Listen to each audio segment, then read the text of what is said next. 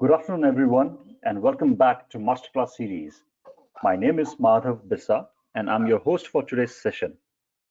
On behalf of NESCOM's Center of Excellence for Data Science and Artificial Intelligence, I welcome you all and hope everyone is staying safe and keeping the spirits high.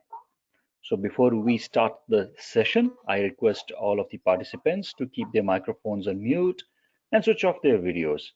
Also, if you have any questions, type those questions in the chat box and we will respond to those during the Q&A session. So now on to the topic. So we all know that the prospect of global business expansion creates excitement for startups and even in larger enterprises. But this expansion is also complex and costly. So an organization needs to determine that their business is wired to succeed in the international markets. Even if there's a potential customer base, there are additional considerations in terms of a robust business strategy, funds, and timing of the expansion. And who better to share the key perspectives and his experience on this than Mr. Rostow Ravanan, who is the speaker of the topic today. So Rostow is the CEO of Factini Advisors. He brings in over 25 years of experience in technology and financial industries, driving innovation and ROI. He was the managing director at Mindtree, and he was also the CEO there, wherein he was instrumental in revamping the leadership development program and helping the mid-management progress to the leadership roles. Rostow has also worked at KPMG in corporate finance roles. Rostow, it is fantastic to have you with us today in this masterclass session. So without further ado, let me open up the stage for you. Ladies and gentlemen, Mr. Rostow Ravanan. Thank you, Madhav. Very excited and very happy to be here today. I guess webinars have become one of the most important knowledge sharing channels in the new normal that COVID-19 has imposed on all of us. I guess, like all other formats of human interaction, this has its own advantages and disadvantages there. Let's make the best out of it. I am a fan more of conversations than one-way Gyan sessions. And a little bit of the challenge with the webinar format is that interactions are probably a little constrained, but let's make the best of what we have. Would request you to give me about 30 minutes and I will share my thoughts with you and throw it open to hear from you, your experiences and your questions, and see if I can address them as best as I can. I have not been a big fan of PowerPoint, so therefore I'm not going to use any slides today, and I'm just going to share my thoughts with you in a free-flowing kind of a format. For today's session, I have drawn upon my experiences of what has worked for me, as well as all the mistakes that I have made in the 20+ years that I have worked in the tech industry. Interestingly, almost my entire experience has been in companies which were primarily export oriented. So for all the experience that I have, the organizations that I worked in had more than 95% of their revenues coming from international markets. Obviously, all of those companies used India as a supply location, but a note of caution, my entire experience has been in the B2B tech area. So my comments today will be more relevant for those in the audience who are targeting enterprise customers. For the purpose of today's discussion, I am assuming most of you in the audience would have an offering that is configured either as a product or a SaaS revenue model. I'm sure there is no need to justify the importance of the topic, but just to set the context, when it comes to startups, growth is the #1 thing that separates good ideas from good businesses. For the purposes of today's discussion, I would exclude two dimensions that are critical, no doubt, but it'll be difficult to cover today. The first is when you access international markets, you need to be cognizant of the huge cultural challenges that you will have to deal with and be comfortable with. For example, buyer behavior in a European organization will be very different from that of an American organization. Or even within Europe, for example, the buyer behavior in France is different from the buyer behavior in Sweden. So that cultural nuance is important and we need to be mindful of it. Secondly, any go-to-market strategy has to have pricing as a very important component, but I'm going to leave these two out for today's discussion, only because these two require an enormous amount of time and maybe a master class in its own right, and I don't want to do superficial justice to these two. Coming back to our topic, why is go-to-market strategy for accessing international markets something that's of interest to all of you? Primarily, in essence, I would say because the international markets are very large. Globally, the tech marketplace is about $2 trillion in size. India is obviously a very small part of it. So accessing international markets gives you a chance to play in a much larger playing ground, and frankly, based on my experience, international markets also pay much better compared to markets like India. So those are the two reasons why many tech enterprises, many tech companies want to attack the enterprise market globally. But you have to keep a couple of negatives also in mind when you go international. Firstly, accessing international markets is tough because competition is also more. And secondly, the international buyer is typically more sophisticated as well. So your product or your offering has to have a really strong value proposition for you to resonate with an international market. At a root level, I would like you to think of GTM, international markets, as a three-leg stool, and we'll cover all three in sufficient detail today. The three legs are, firstly, what is the offering that you have? The second leg is marketing, and the third leg is sales. Let's take the first leg first. The offering. What you have will not sell unless it has a strong value proposition. So that is basic business 101. As the old saying goes, even if you slap some lipstick on a pig, it'll still be a pig. So therefore, you need to have a strong value proposition for the product that you are going to offer for the target audience that you are trying to take it to. Here are some steps by which you can sharpen your value proposition. Firstly, start with an MVP of your product. But the MVP has to be defined by what I call ruthless exclusion. Meaning you need to exclude much more than what you'd like to add into the product. That is important because prioritizing and sequencing product features is vital. Many ideas that you will have for your product are probably relevant and interesting, but success depends on when they are introduced, because timing is everything. Too many too soon is a recipe for failure. Your product's value proposition has to be such that even a lay person can understand it. Because if a lay person cannot understand it, markets will also not understand it. It has to be implicit and it has to be intuitive. Marketing, advertising, other forms of communication will only work if this value proposition itself is strong enough to stand on its own. While drawing up your value proposition, keep in mind that today's day and age, with today's technology, today's user behavior, the power of crowdsourced feedback is enormous. Stay the course with respect to execution, but keep an absolutely open mind for last-minute changes. So that's the first way by which you can strengthen your value proposition of your product. The second is, in today's day and age, velocity of your business is absolutely critical. Speed is everything. Set your strategy compass before you start pressing the accelerator, because like the old saying goes, if you don't know where you're going, then going very fast does not help. There has always, from times immemorial, been an age-old tension between speed and quality. But it's a little bit of a, what shall I say, false duality to say it is one versus the other. But to the extent that you can synchronize between the two, be a little bit more biased towards speed.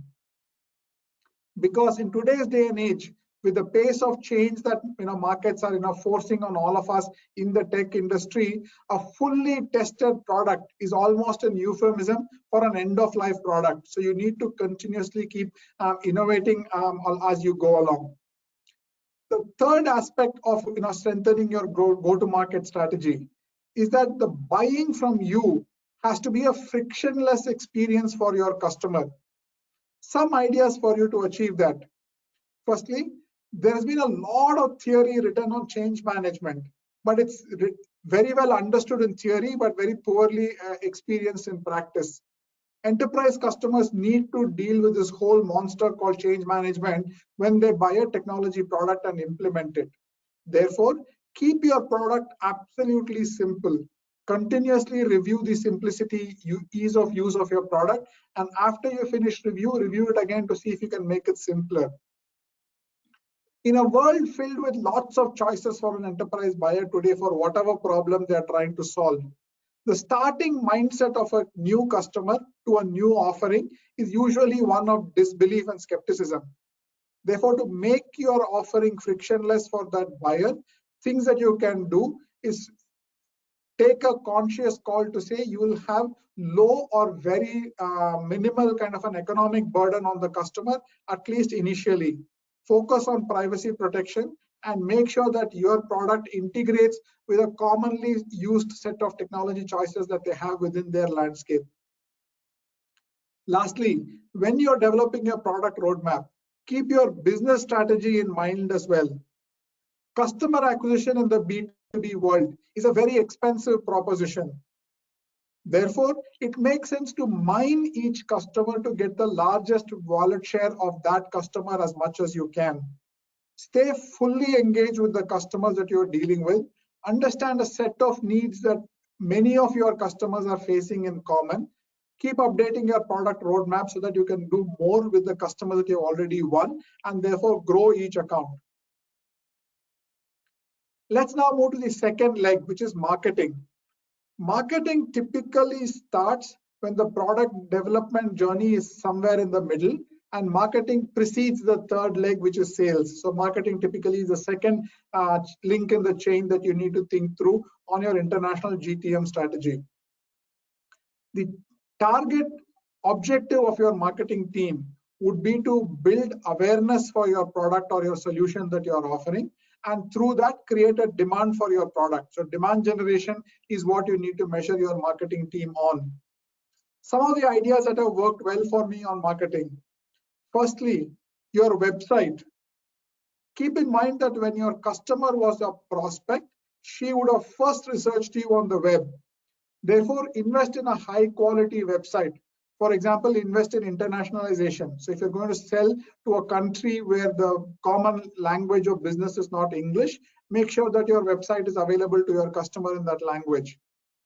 Some common mistakes that I see in businesses even today. For example, they don't take care of cross-browser compatibility. They don't make sure that the business website renders well on all devices.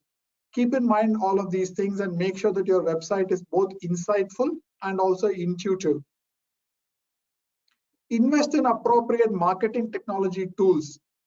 Again, going back to my past experience, Marketo, for example, was very useful in marketing automation. Very well-known company, part of the Adobe family at the moment. Or for example, a relatively small company called Madison Logic is an ad tech company that helps you find good leads. Like that, make sure that do the analysis for your business context and ensure that you have investments in the right analytics tool that help you get the maximum value of your marketing spend. For example, today you can have a lot of tools that track the visitors that are coming to your web page, how long are they spending on your page, each page, and so on and so forth. There, make sure you are able to get all of that data for you. Next, I think is a no-brainer, but nonetheless, I'll flag it because it's important. Invest in a good CRM so that you can track all your leads and make sure that everybody in your sales team knows how to use that CRM that you have chosen.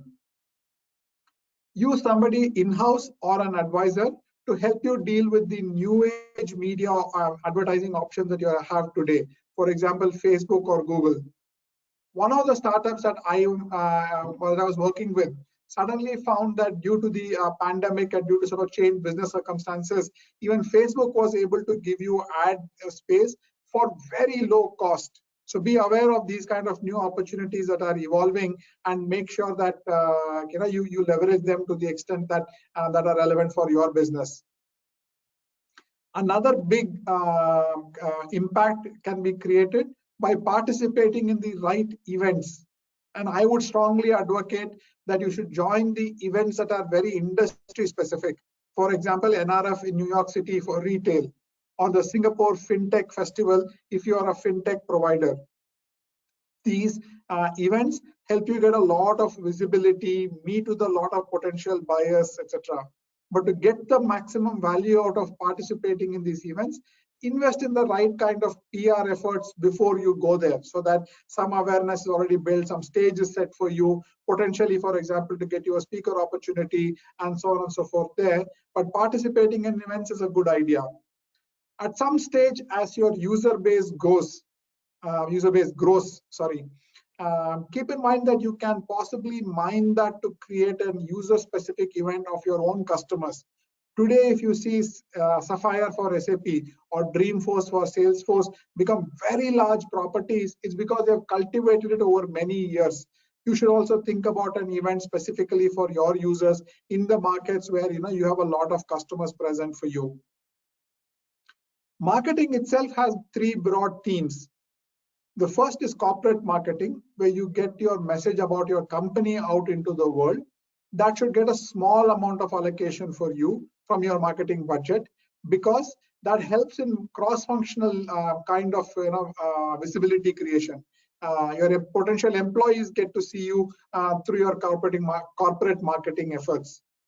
The second is field marketing, which is how do you segment your customers and how prospects and how do they get to know you, with the stated expectation that through your field marketing efforts, a prospect who has a problem calls you and discusses that problem with you so that you can offer your solution in response to that problem. The last is deal-based marketing, which you kick off when you are engaged with the prospect. One of the things that I have tried and worked well for me is that when you have submitted a proposal to a client and you're in discussions with them, you can go to a platform like LinkedIn, so that every user from that company who comes to LinkedIn sees your advertisement that you have signed up with LinkedIn for. Things like that you can do, which are called deal-based marketing. Other things that you can do, and for example, alliances and partnerships can create a lot of value for your idea, for your offering. If you approach them strategically, it can be a huge force multiplier. Starting point for alliances and partnerships should be your primary technology stack. If you're a SaaS-based company, your product is very likely hosted on one of the three largest cloud platforms, AWS, Azure, or GCP. Those companies can be a very big source of leads for you, because they all will showcase innovative ideas to their customers through their marketing channels. If appropriate for your business, you can consider partnerships with some of the largest consulting companies like a Deloitte or a Bain or a kind of BCG, etc. there, because all of them have well-established frameworks by which they work with startups to solve large enterprise problems. You can also look at other complementary product companies. Alliances, for example, between a company that has an analytics offering and another company which has a cybersecurity offering could possibly be a match made in heaven, because the combination of those two, when they stand together in front of an enterprise customer, creates a lot of value. Depending on the circumstances of your offering, you can even look at channel partners, managed cloud services providers, etc., to take you into a new market. Or you can even look at retired executives, like a retired CIO or senior executives from the target industry that you are going after in that geography, and appoint them as advisors on a retainership kind of a basis, because then you can leverage the network that those executives have. Here is a somewhat of a shameless endorsement for NASSCOM. If you are a NASSCOM member, you should utilize the services of NASSCOM's Global Trade Division, run by the very able Shivendra Singh. GTD runs trade shows and tours to different countries. NASSCOM is also very closely plugged into the programs run by, for example, the Commerce Ministry of Government of India, and those programs are primarily designed to help promote Indian exports into those countries. NASSCOM is also very well plugged in with the foreign embassies that are operating in India, so that if there's a potential buyer who's relevant for your product and that delegation is visiting India, you get a chance to meet such potential buyers through the programs that NASSCOM GTD runs. Therefore, if you're not a NASSCOM member, would encourage you to sign up for NASSCOM as soon as the session ends. You can also, get registered with the embassies, trade departments. For example, the embassies of Canada, the embassy of Singapore runs very active initiatives to promote Indian companies to access their respective home markets. So register yourself with the trade department of these embassies. Lastly, on the marketing leg of this tool, get your product featured by the reputed analysts covering your segment. Forrester, Gartner, whoever who track your industry, because if you get endorsed by one of the reputed analysts from such firms, that can also be a huge benefit to you, because keep in mind that a B2B buyer is usually risk averse, because his or her organization can question any product decision that they take. So therefore, by getting yourself featured in, as a good performer or as an innovative player in your segment, makes it a little bit more easier for a B2B buyer to choose you. Lastly, I would also think it at a reasonable scale, you may also consider setting up a customer advisory board, where you have existing customers, senior execs participating in a customer advisory board, so that you get feedback about challenges they face, their future strategy, etc. And that will help you not just from a product roadmap, design, etc. perspective, positioning advice, etc. But also their networks could also be opened up to you once you set up your customer advisory board. That now brings us to the third leg of this tool, which is sales. Let's first start with hiring. My advice to you would be to develop a very strong lead-lined kind of a stomach, because hiring for sales will always, very likely start on a sinusoidal curve for you. In my experience, approximately half the hires that I have done for my sales teams for my organizations have usually become unproductive. Common mistakes that we all make when looking for salespeople. We get overshadowed by the brand name of the university the person went to. Sometimes the person just happens to be good looking, and that plays a factor. Resumes, and if you look at the brand name of employers that they worked with in the past, all of these things typically tend to be a low predictor for success. I would encourage you to look for people who get your product story and can engage with your customers in a consultative plus storytelling mode. Look for grit, because sales is a very tough job. The person that you are hiring needs to be comfortable with rejections. People who are self-starters and create their own leads are extremely valuable when you're a small company. Be careful and don't hire people who want a bunch of qualified leads dropped in their lap on the day they join, and they think they are only here to go meet those prospects and close deals. That person has to start much more upstream in the process.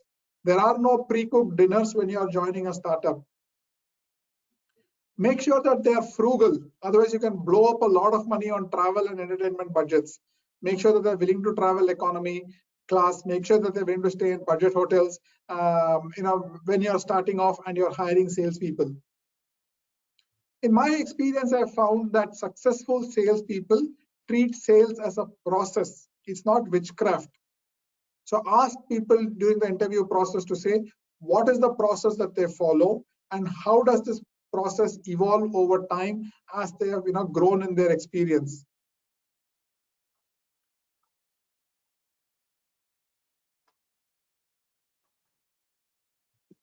Research shows that these are the traits of high-performing sales teams.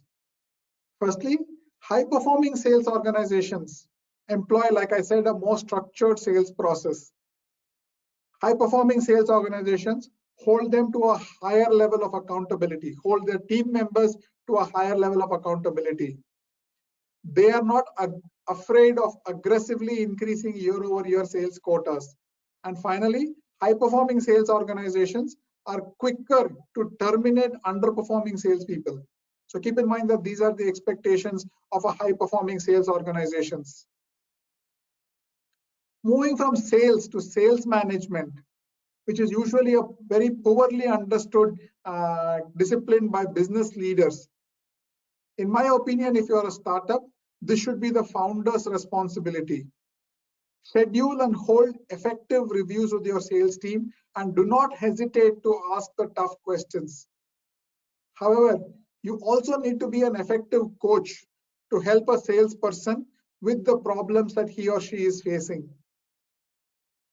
As the leader of your sales team, you should ask your team two questions. Firstly, how well do you know your customers as individuals? Because while contracts are between organizations, a sale is always done between two individuals. And if you know your customers as individuals very well, you should ask your sales team, what do you know about the challenges, priorities, and needs of your customers? You'll find the basic answers to these questions in your data, but more insights will come from conversations you have with your customers. Their answers, when you talk to them, will give you enough information on what you need to double down on, who you should target for what type of an engagement, where there are gaps in your approach, etc. Personally, I have found that a 30-minute conversation with the leaders of my customers, always defined as a strategy discussion than a sales call, is a good place to gather these answers.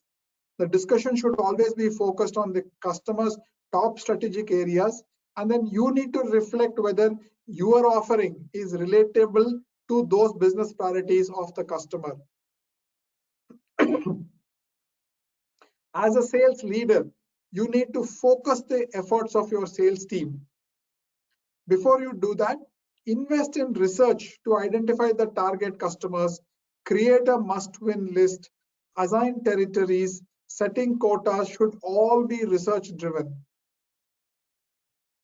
When you are focusing on an enterprise customer in a B2B sale, keep in mind that it requires a lot of patience.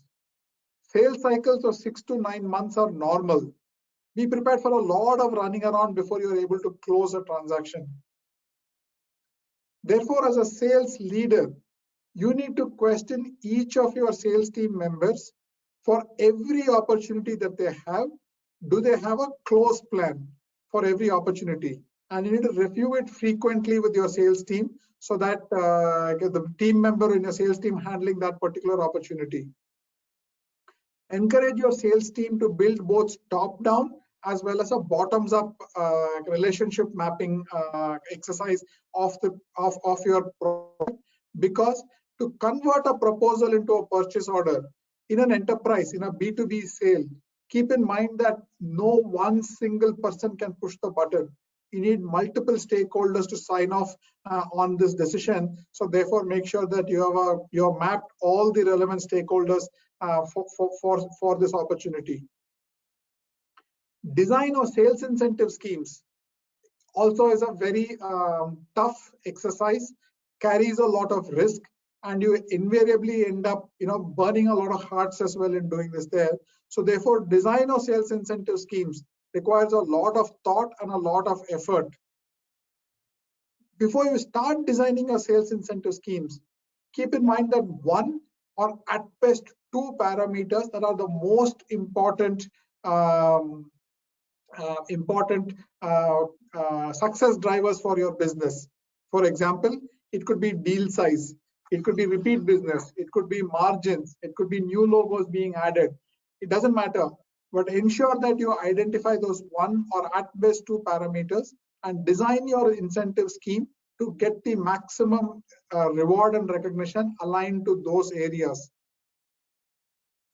Typically for salespeople, non-monetary rewards also play a big part of motivating them.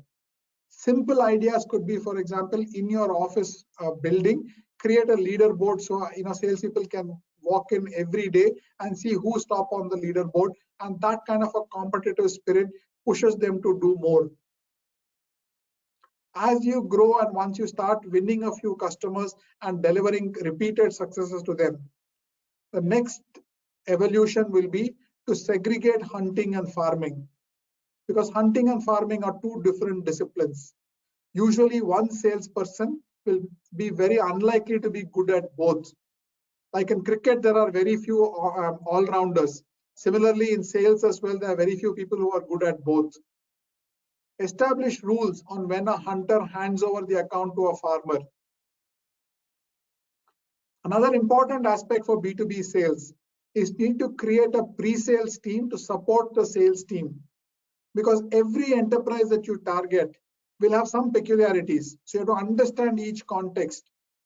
Mapping the problem that the customer shares with you and your offering requires some brainstorming, requires some thought-provoking kind of discussions. So you need to have a pre-sales team that is both consultative and technologically sort of has the in-depth experience. So make sure that you create a pre-sales team. At the right time in your growth, think about a post-sales teams as well.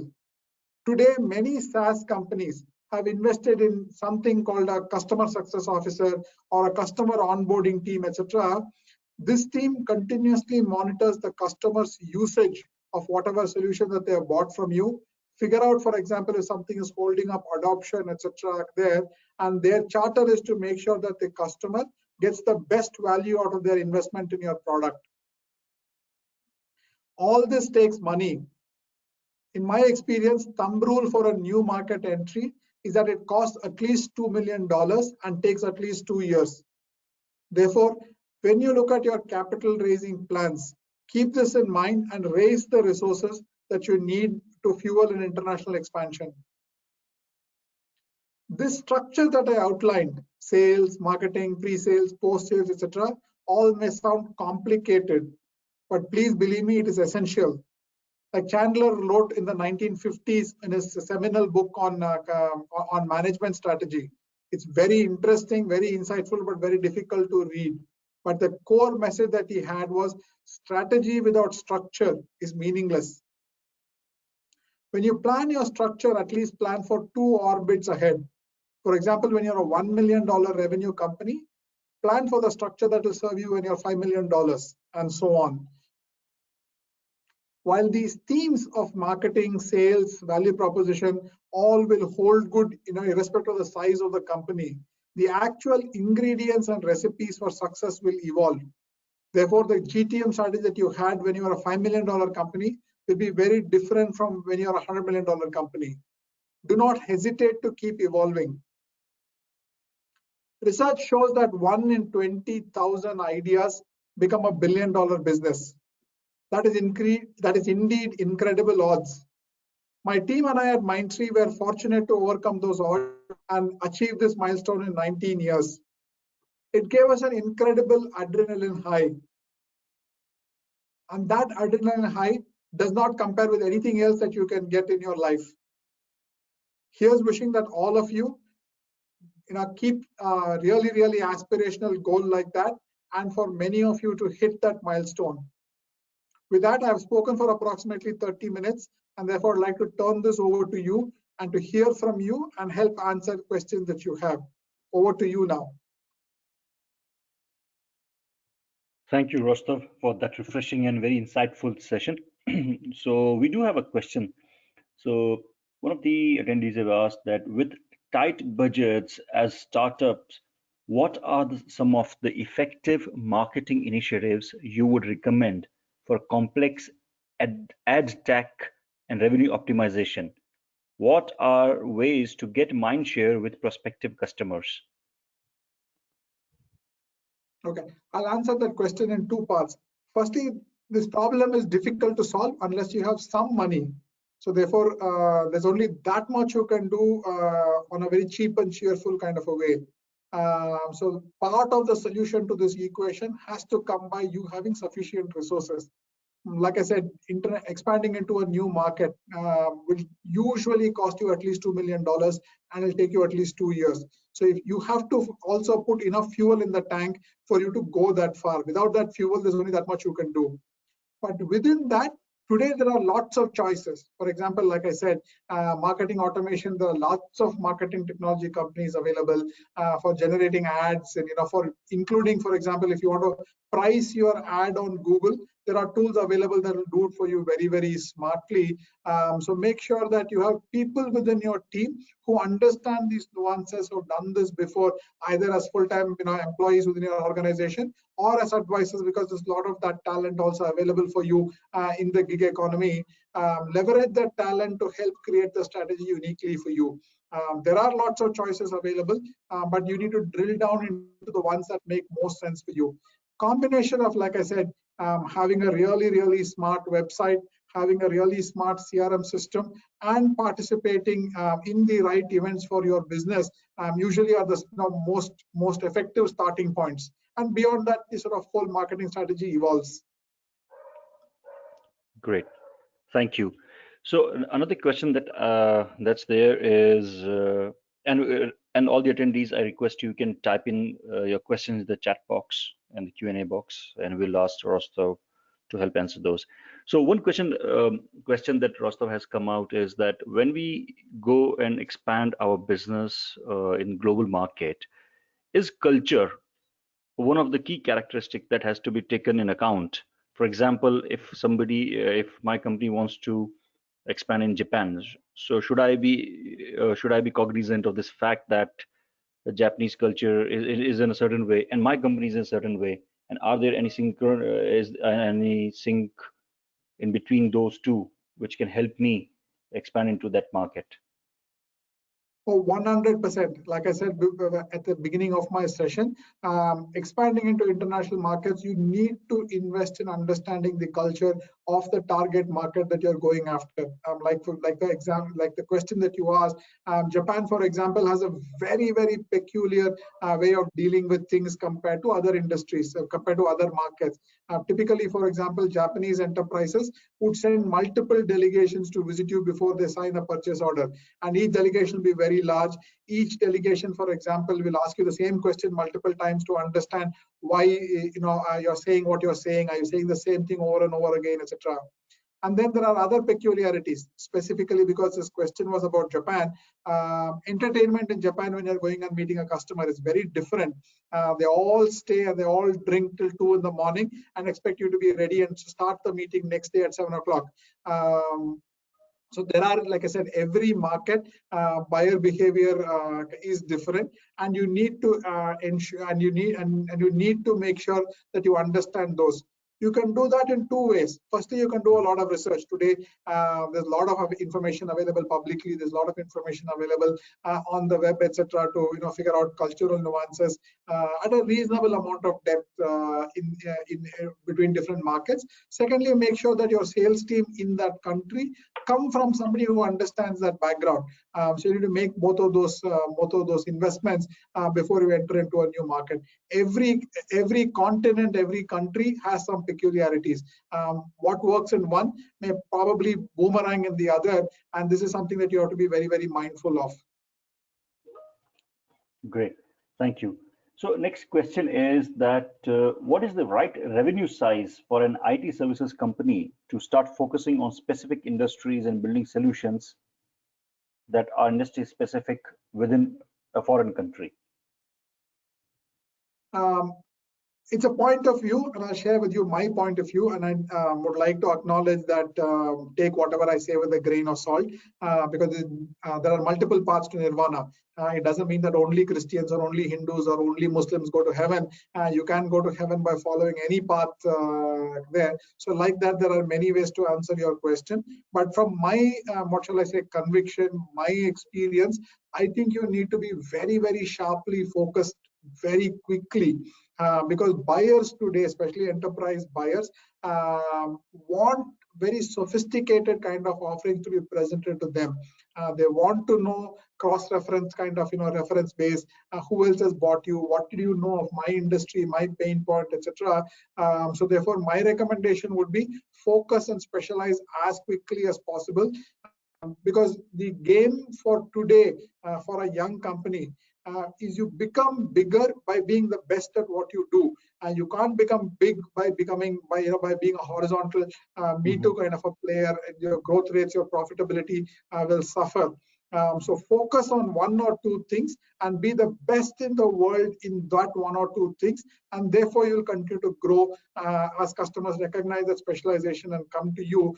So I would recommend you specialize and focus as early as possible in the journey that you can. Because trying to be everything for everybody is a recipe for disaster when you're small. Because customers will also know that at your size you can't do everything. If you're a $10 billion technology services provider, you can have multiple specializations. But if you're a $1 million revenue company, and if you say I'm in three things, then the customer will say you'll do all three really poorly. So I would personally recommend you specialize as quickly as possible. Okay, great. Thank you. So the next question that we have is for B2B startup without having brand recognition, maybe relationship and reference selling will be an easy route. Do you have any advice on how effectively we can use our connections and network? Absolutely. So for most young companies, the kind of contacts and the networks that the founding team has and the sales leaders have is the easiest port of call. So all of us typically in the early stages of our companies reach out to our networks, people that I know, people who know me, people who have a good experience of dealing with me in the past, etc. Become naturally the first organization that you reach out to. So go back and look at your network there. Stay in touch with your network before your product is ready. For example, keep posting updates on LinkedIn saying that this is what I'm doing, product is coming up with these kind of features, etc. there. Co-opt some of your network to help you figure this out as you go along. Do focus group studies with people that you know, etc., so that you don't have a lull between your last touch point in your old company and in your new startup that you have founded. So keep engaged and keep connected with your network continuously there. And make sure that your people in your founding team or in your senior leadership team who bring this experience, who bring this expertise, and therefore they are ready to launch and ready to sort of to keep the go-to-market strategy rolling as soon as the product reaches the sort of go live kind of a stage there. So ensure a part of the success criteria will be to ensure that your team members who know how to do this and have done this before.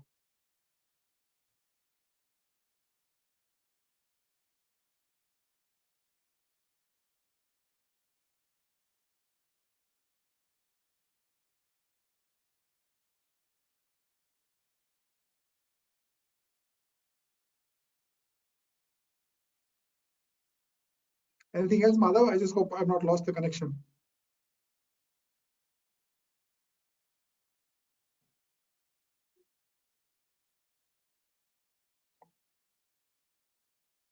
Rostow, hi, this is Nehanshu. I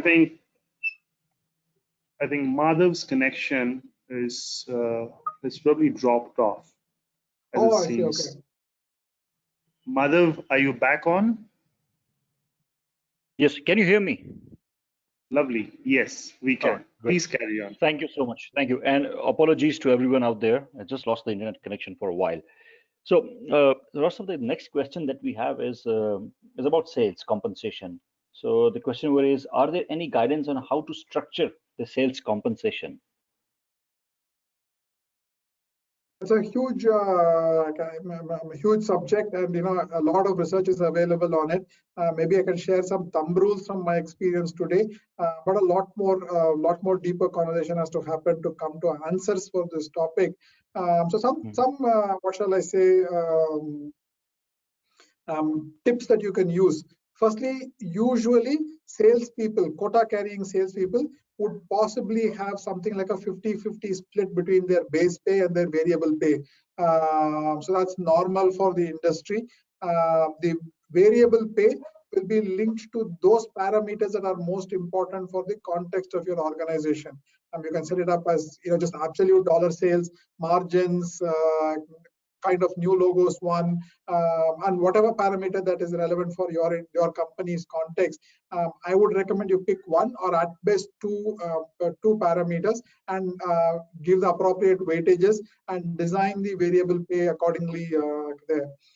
If you look at, for example, a market like the US, on an average, a decent salesperson needs to make something like $250,000 plus minus in a year from a compensation point of view. So that will mean approximately $100,000+ of fixed pay and approximately $100,000+ of variable pay linked to the parameters, like I said, are relevant to your business there, over and above other things like maybe if you want to give stock options and so on and so forth.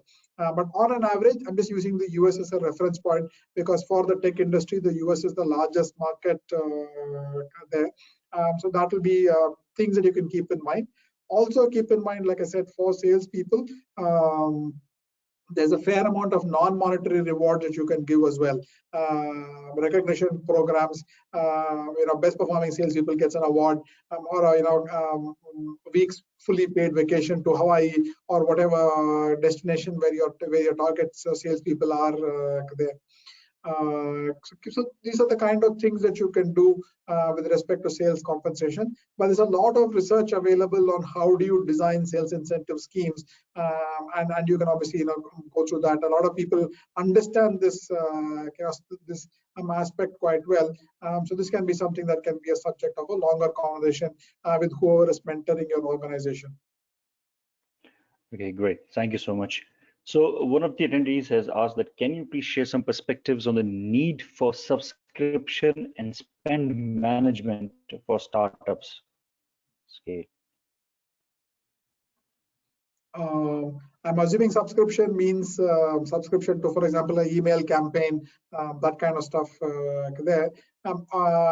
If my assumption is right, then I think it's absolutely essential because you need to have some way of continuously pushing your message into the market and continuously generating leads. Typically, for example, an email campaign would not even get a 1% or a 2% kind of an open rate. And even amongst those small people the small number of people who open the email, very few people click through and then come and visit you on your website or lodge an inquiry with you, etc. there. So these things have to be done very scientifically but continuously. The one advice that I would give with you on whatever marketing initiative that you do, don't do this as an on-off kind of approach. Do a lot of research, but when you pick one, stick with it for at least 6 months because it will take you that much time to see the sort of valid kind of enough data to come back on the efficiency of these things. So starting and stopping marketing campaigns every now and then will make life very difficult for you. So do a lot of planning and do a lot of research before planning. But once you plan and start executing, stick to it for a bit of time. So therefore, some bit of those subscriptions, etc., in my opinion, are absolutely essential. Great, thank you. So next question is, which is the better market to tap between US and Europe from technology acceptance view? Both are very large, both are very interesting markets. So therefore, I would not be able to answer easily between the two. And also, obviously, I don't know the context of the person who's asking this question. So both are very attractive markets. Both have their different peculiarities. For example, for almost any wedge that you want to drive in the US, it's very competitive. Europe, for example, is a lot more relationship oriented to do sales. So you need, I need to understand a little bit more about the nature of your business there. But at a high level, I would say both are very large markets. Both are very important markets. Both offer a lot of value in terms of referenceability, etc. There are lots of global organizations in both geographies. So I would say at a high level, it's only a question of maybe sequencing between one and the other. For you to build reasonable scale, if you want to become 150, 250, whatever $1 million in revenue or even bigger in the growth journey of your company, you will have to be in both. So the only question that may be relevant is to say, which one do I go first? Rather than to say, do I go with this or not go with that? And which one that you go first would be to some extent a function of logistics. If you have some team members, some investors who come from one geography, then naturally piggyback on that and go there first and sequence the other geography secondarily. But you can't not be in both. Okay, great. So the next question that I have is the person asking how to win market without sales and marketing that is purely based on engineering excellence. And is that possible at all? I think it's a very interesting question. I am 120% convinced that it is not possible. I know there are old, what shall I say, proverbs that say, if you build a great product, the customer will beat your path to the door. I think it was Isaac Newton who said that if you build a better mousetrap, everybody who wants to buy it will come to you, etc. But I think it may have worked in Isaac Newton's time. I don't think it will work in today's day and age. Only because for whatever offering that you have, there are 5 other very smart companies also trying to solve that same problem for that same enterprise customer. So if you have to get the mind share, stand out, beyond those 5 or 6 equally good companies that are competing for this dollar that the customer is willing to give, you need to have a hands and feet and a warm body, building the relationship with the customer, convincing that you have the best choice, and marketing sort of to give you the air cover to get you that mind share and so on and so forth. So I am convinced of that. Secondly, even if you leave my personal conviction and whatever experience aside, just look at data. See how many startups fail because they're not because of the technology problem. They probably have great products, but fail to take off because they underinvest in sales and marketing. Many startups make this mistake that they only look up to the point of getting their offering ready, and then they think they can bootstrap, use their whatever father-in-law savings, or pledge their house and take a mortgage loan, etc., and build it there. And then they realize that go-to-market sometimes takes more money than product development, and then they run out of fuel to take their company to the next orbit. So just look at all the data, and that itself should tell you that as much time and effort you do on the technology piece of your offering, you need to spend as much on the go-to-market, which is both sales and marketing aspects of that strategy. Otherwise, it's difficult to succeed today. Okay, great. So the next question that I have on the list is that what is the best way to leverage research firms for designing GTM strategy? Many ways. Firstly, as you build the, what shall I say, initial concept, you can engage with research firms to say, are you on the right track or not? Maybe you are missing some really important thing that's going to come and hit that industry next year. It could be a regulatory change, it could be some other change there. So when the straw of your idea is ready, I would advise you to prototype it, share it with a research firm to say, if you're making any really sort of big mistakes. Then when you go to the next stage, when you build like a prototype of some sort there, showcase it to some of these research firms and go back and get that feedback once again to say, and are you approaching, even if you're solving the right problem, are you solving it the right way there? Finally, to get the research firms to also focus you on some of the research efforts. If they say you are a product or you're an offering that is on the top of the sort of top right kind of a quadrant for enterprises who are looking to solve that problem, then that endorsement is also hugely valuable. So stay engaged with the right analysts, the most reputed, most influential analysts in the research firms in your industry continuously over that journey, and stay engaged. After you closed a sale, after you have deployed, those case studies, for example, need to be shared back with the research firms so they continue to cover you and continue to showcase that, etc. there. So I don't think it can be a fire one once and forget kind of an approach. You need to invest in, and cultivating those relationships continuously. Interesting. So a very different kind of a question is that, so the attendee asked that, Rostow, your tips on how to keep employees motivated / engaged in the transformation journey of expanding overseas. What are the couple of things leadership should keep doing? I think people, by and large, respond with a lot of passion and a lot of enthusiasm if they know what is the purpose of the work that they are doing. So if you can explain your company's mission backwards from something that somebody in the world is going through, and your organization, your technology is solving that problem, that will be a great way to keep your people motivated. Because by and large, people are searching for purpose. They're searching for a cause that they can relate to and therefore contribute to that cause. So that's how I'd like you to frame the problem that your people are working on. Therefore, for example, if you're developing something for the hospitality industry, if you explain it to them to say, your technology allows a guest in a, I will pick a name, Marriott Hotel, to sleep sounder, or do something and have a better experience when they travel from one country to another country, etc. That kind of a frame puts people in a mode to do a little bit more harder work, think a little bit deeper, and so on and so forth there. So create a bridge between what your people are doing and a common man on the other end. For example, if you are an edtech company, say the kind of product that you are offering is going to help again, just making up an example here, help a middle-aged woman who recently got divorced in the US to pick up a new skill and rebuild her life.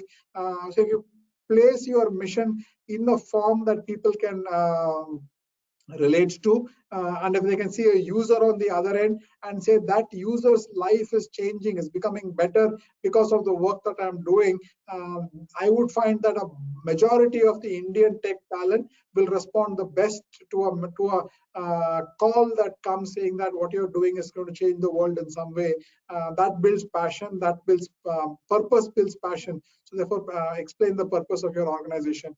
Secondly, people in the tech industry in India see what you hear what you say, but do what you do. So are you showing that same passion? Are you bringing that energy? Are you in that sense walking the talk that you give? So leadership, authenticity, etc. is the second way by which you can build passion and commitment from your people. Thank you. So one of the questions, and it's a very good one. It says that given this pandemic situation, is it the right time to expand into markets like US or Canada for software solutions? And how do you foresee the relationship building with new prospects in the near future in these markets? Expanding into an international market like US or Europe is anyway difficult. Geographical distance, cultural differences, competition, anyway different there. So I don't think today is any better or worse than yesterday, and tomorrow is not going to be today any better or worse than today. So if your product is beginning to take shape and getting ready, and international expansion is relevant for your strategy, then you may as well start today. So I don't think we should get overly focused on current sort of flavor of challenges like the virus, etc. Not that I'm trying to trivialize that challenge. It's a huge humanitarian and health challenge, no doubt. But I don't think you should get bogged down by that.